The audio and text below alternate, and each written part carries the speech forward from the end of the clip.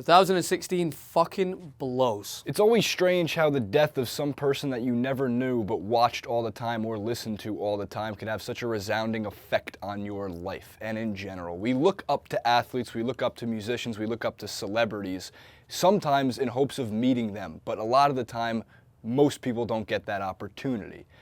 Muhammad Ali was more than just the greatest boxer of all time in many people's books, and although his record might not reflect that of a 49-0, he certainly had more than just boxing behind him that made him so special. It was his words, it was the way he trash talked, it was the way that he always knew when he stepped into the ring that he was going to be the greatest of all time. That's why he said, if I keep saying I'm the greatest of all time, I always knew it, eventually you would know it too. Muhammad Ali's list of quotes can go on for forever and ever and ever. And people always know float like a butterfly, sting like a bee. All of these that always get mentioned over and over and over again. Of course, the iconic photo of him over Sonny Liston in the first round, first minute knockout. But there's other things about Muhammad Ali. It was so much more about what he did outside the ring than what he did inside the ring. We've lost many people. Muhammad Ali now joins a fantastic short list of famous athletes, celebrities, heading upwards, as I imagine he would. And may he rest in peace. What an athlete Muhammad Ali was. He talks all the time about athleticism and what made him so special. So before there was a LeBron James who took over the NBA in a way we hadn't seen because of his size, stature, and athleticism, his ability to jump out of the building, his 0% body fat, it seemed like. Before Ken Griffey Jr. was doing this in the Major League Baseball, doing things in the outfield we hadn't seen since Willie Mays, and then doing it better than Willie Mays did with his glove. Muhammad Ali was there doing it in the 60s and 70s, standing up for always what he believed in. He was a religious and spiritual man, but he never preached. Brag, sure. Preached, never.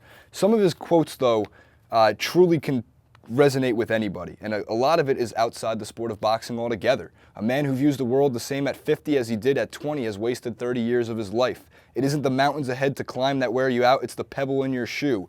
Service to others is the rent you pay for your room here on earth.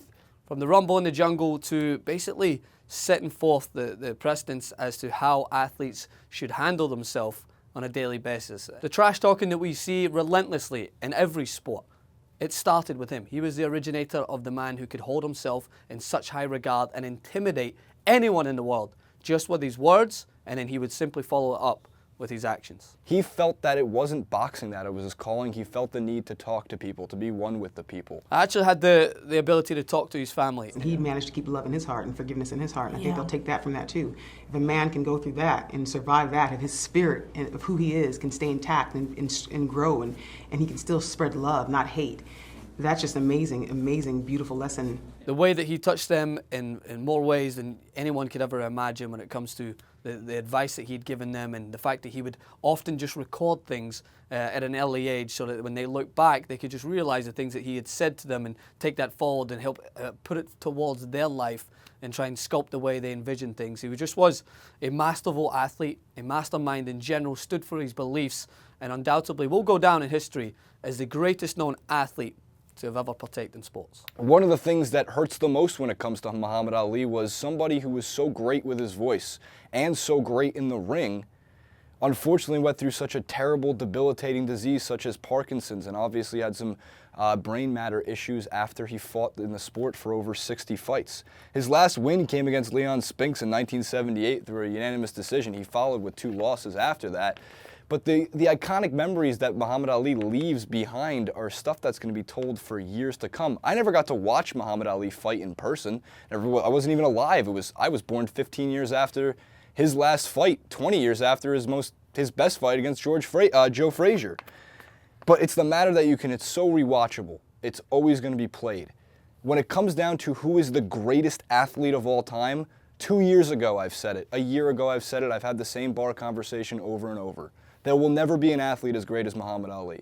No one will ever be faster than Muhammad Ali was. No one will ever have the body weight, the stature, the poise and control that he had over his sport.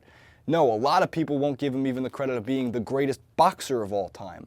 There's many different lists, the Sugar Rays of the world. Even Floyd Mayweather's graced that sometimes because of the perfect record. But when it comes to athleticism and how much you could do for a sport, I don't think anybody did more than Muhammad Ali. So may he rest in peace, Muhammad Ali. We have definitely lost another great one, and I will reiterate my earlier point. 2016 has not been the best year for losing icons, and he will certainly be missed.